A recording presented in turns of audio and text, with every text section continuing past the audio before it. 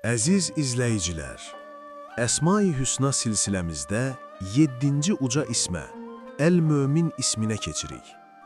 Əl-Mömin nə deməkdir? Bu, əminlik verən, təhlükəsizlik yaradan, sözünün doğruluğunu təsdiqləyən və qorxmazlıq bəxş edən deməkdir.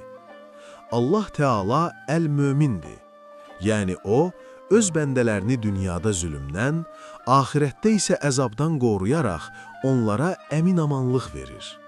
O, verdiyi sözü mütləq yerinə yetirir və həqiqəti təsdiqləyir. Bu isim qəlblərimizə hüzur və təhlükəsizlik aşılayır. Biz bilirik ki, uca yaradan bizə əminlik verəndir. Bu səbəbdən çətinliklərdə qorxmamalı, yalnız ona təvəkkül etməliyik.